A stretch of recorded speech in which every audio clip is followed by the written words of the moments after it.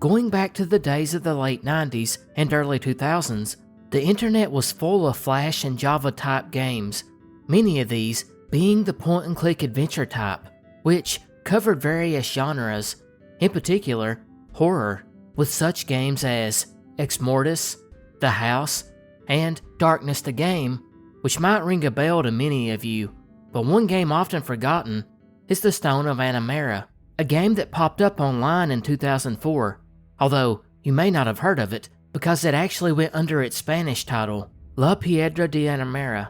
In the game you play a petty thief named Ezekiel, who starts the game off by fleeing from the police and ducks into what appears to be an abandoned asylum for children.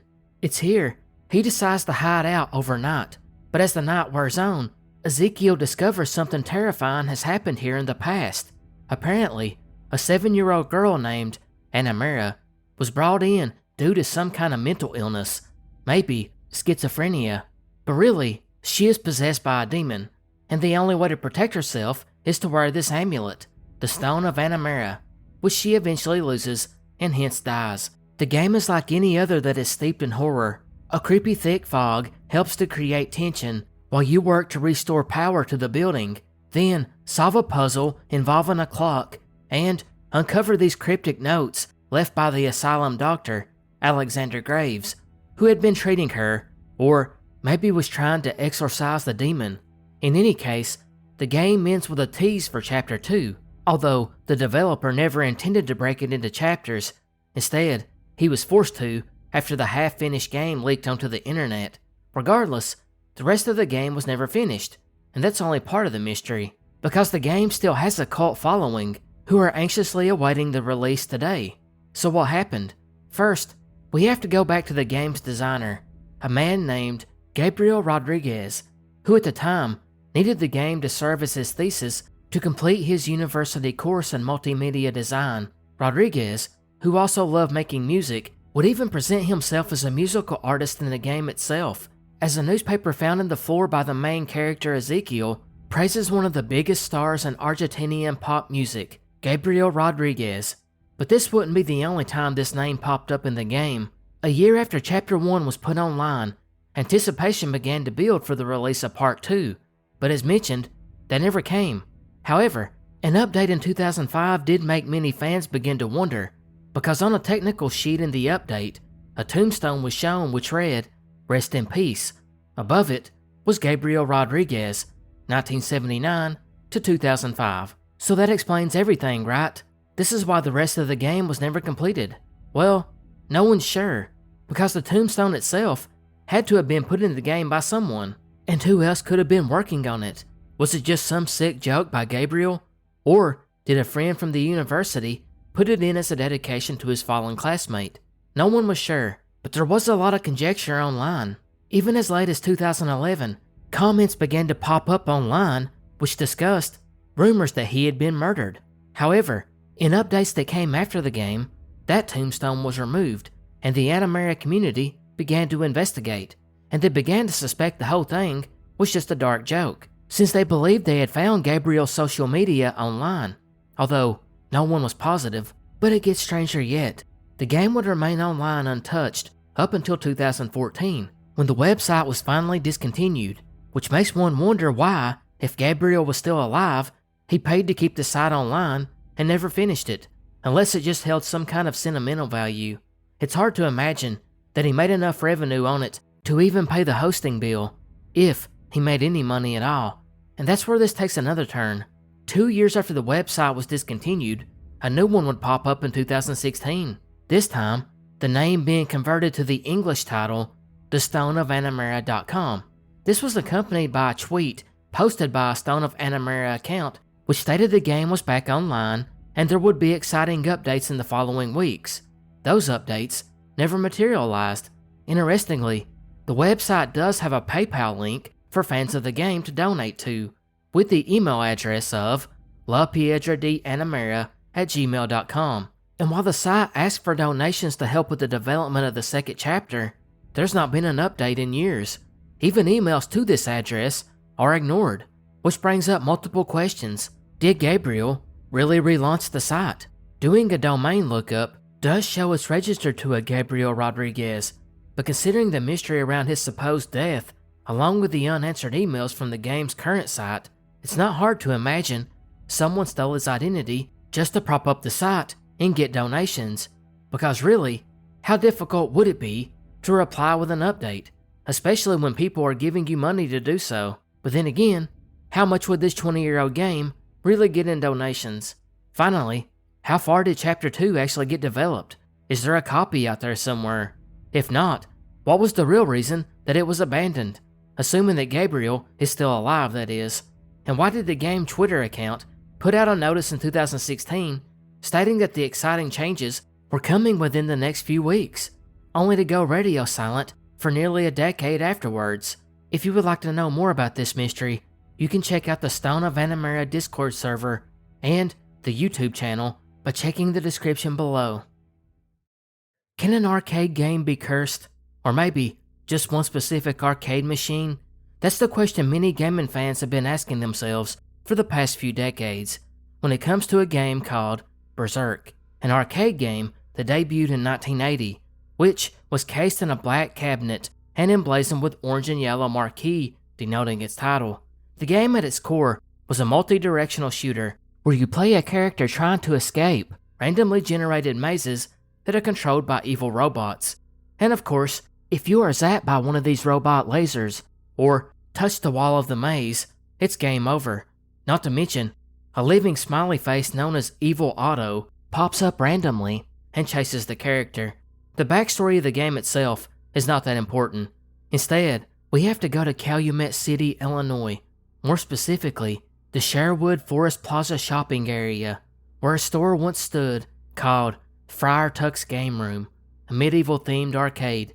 And it's on April 3rd, 1982, that this mystery would begin, because a teenager named Peter Bukowski, 18 years old, or some sources say 19, would head off to Friar Tuck's, where he and a friend hoped to spend the evening playing Berserk. The arcade sit a mere 2 miles away from his home, but considering Peter made other stops at his girlfriend's, his friend's, and then back to his own home, he would go a total of 4 miles before he would reach the arcade about 8:30 p.m., according to the October 1982 issue of Video Games.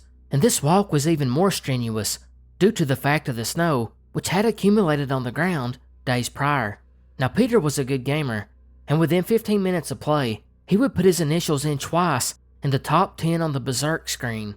He got tired of the game soon though, and turned around, took 4 steps, dropped his quarter into the second machine, and collapsed. By 9 p.m., this 18-year-old, who seemed to be in perfect health, fell over from a heart attack. According to Kat Despira, who documents the horrible night on her blog, which can be found in the description below, would cite that upon walking into the arcade, Peter was already having shortness of breath, but wanted to stay and play. He thought he was just winded from walking through the snow. Regardless, he was rushed to the hospital and was pronounced dead about 9 p.m. The next day, one newspaper headline read, "Video Game Death," although the autopsy would go on to state that Peter's heart had unsuspected scar tissue that had been there for at least 2 weeks, caused by a genetic condition which had gone undetected, and the doctor suggested that the stress of the game triggered his already weakened heart. After this, the media crews flocked to the Friar Tuck arcade to film the games, especially Berserk, and also interviewed other players, much to the chagrin of the owner, Tom Blankley. Now we all know this was just a terrible tragedy, and Berserk could never be the cause, but you really gotta wonder about it being cursed when, 6 years later, on March 20th, 1988, 17-year-old Edward Clark Jr. would find himself in the shadow of the Berserk arcade machine. He had came there with friends and had been playing Battlezone for a while before checking out Berserk, the same exact machine that Peter had played at the same exact arcade, Friar Tuck's. He seen a couple of quarters on the glass and decided to use them to play. And for those that don't know, lining up quarters on a cabinet was a way to hold your place in line. It's a form of arcade etiquette. But Clark proceeded to play when another boy popped around and said, "Hey, that was my quarter." This boy's name was Pedro Roberts, 16 years old, a local teen who already had a bad reputation. And interestingly, the quarter didn't even belong to him. but he claimed it did anyways, and Clark must have knew that, because he refused to give him the quarter back, or to leave the game. Pedro was growing more frustrated, and gave him an ultimatum: give him the money back, or else. But Clark just continued to play.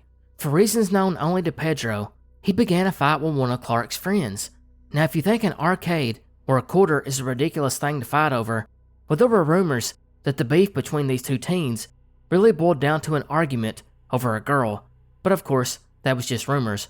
Regardless, once Clark's friend got attacked, he stepped in to defend him, and the fight was now on between him and Pedro, until the scuffle was quickly ended and the owner tossed Pedro out of the arcade.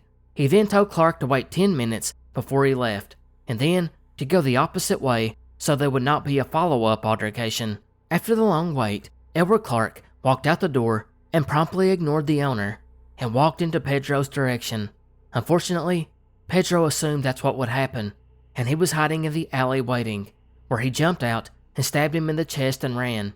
Miraculously, Clark survived and told his friends he didn't need an ambulance, but soon he was near the point of collapsing, and they rushed him to a hospital where he was pronounced dead. Pedro was soon apprehended and was convicted 2 years later, and was sentenced to 11 years in prison, but served only 3 and was released on early parole, largely because the court ruled that it was self-defense. This is 2 separate tragedies that are linked not only to the same exact game, but the same store and the same arcade machine. Granted, it's most likely just pure random chance, but one has to wonder, is Berserk cursed? When looking at the history of video games, maybe no time period is more important than that of the 80s. Of course, the actual development of video games can be traced back to as early as 1947, although the first true video games we know in the sense of the term didn't come out until the 1950s, and these largely came to mean nothing on the broader scale, considering the public wasn't really getting to play them. That would actually begin in the 1970s, with the coin-operated arcade becoming popular across the country. Likewise, home systems will soon follow, with the Atari 2600 coming out in 1977, followed by Nintendo debuting in the US 8 years later in 1985. And it's the 80s, as mentioned, that the real development of gaming as we know it today began. The era was known to have famous characters like Pac-Man coming out in 1980, or Mario, who first debuted in the Donkey Kong franchise, only to have his own franchise launched a few years later in 1983. But lost in this era of classic characters is Q Bert, who debuted as an arcade game in 1982, to praise from gamers and critics alike. In the game, players take over the character simply known as Q Bert, and they are tasked with the goal of changing the color of every cube in a pyramid by making Q Bert jump on top of every one of them. Of course, you have to avoid obstacles and enemies, which increases the difficulty along the way. It was such a hit that it was ported to Atari in 1983, where it again was met with praise. And it's here our mystery begins. In the game's 40-plus year history, there have been 7 releases spread out over 20-plus platforms. But it would be in 2018 something strange would happen. It started when researchers at the University of Freiburg in Germany would create an artificial intelligence that was trained to play Q Bert on the Atari. Specifically, it was set up to try and get the highest score possible in whatever way was feasible on the game, as well as it was set to look for bugs and other glitches. And keep in mind, this game had been around for decades before this AI experiment began, and conceivably, you would think all the bugs had been found. But not only did it discover an exploitable glitch in the game, it learned a successful strategy pretty quickly, which we'll look at first. The AI would begin to position itself next to the edge of the platform, which, if you accidentally jump off of it, it equals a loss of one of Q Bert's lives. From here, it would wait on one of the enemies to land onto the cube next to it. The AI, knowing that the enemy will follow it, jumps off to its death, followed by the enemy. It does this because it knows it counts as a kill on the enemy, which gives Q Bert enough points to gain an extra life, which totally exploits the system. But it's what the AI discovered next that really turned heads. After completing the first level of the game, the AI randomly began jumping around, scoring points every time it moved back and forth between the cubes. This is crazy because, at the completion of any of the levels on the game, everything stops. Q Bert should not be able to move, or at least, No human player had discovered that yet. Everything is frozen in place until the second level was loaded, or at least that's what players thought for decades. In either case, the AI discovered this glitch and just jumped indefinitely between the cubes, running the score up until it starts back at 0 and goes on to an infinite loop. It completely ignores trying to complete the level and begins focusing on getting the highest score possible. How the AI managed to figure this out is still unknown. In fact, one of the original creators of the arcade version of the game, Warren Davis, said the bug didn't look right, and he believed it was exclusive to the Atari 2600 version of the game. Many players of the old game would also chime in, stating that they had played the game for several hours and tried to move after the completion of the level, and it never worked. Some would even dig out their old Ataris and try to exploit the glitch, but could never reproduce it, casting doubt on the claim. However, the creators of the AI actually responded that even it couldn't replicate this hack every time, but it was observed at least 8 different times. But that leaves us with a few questions.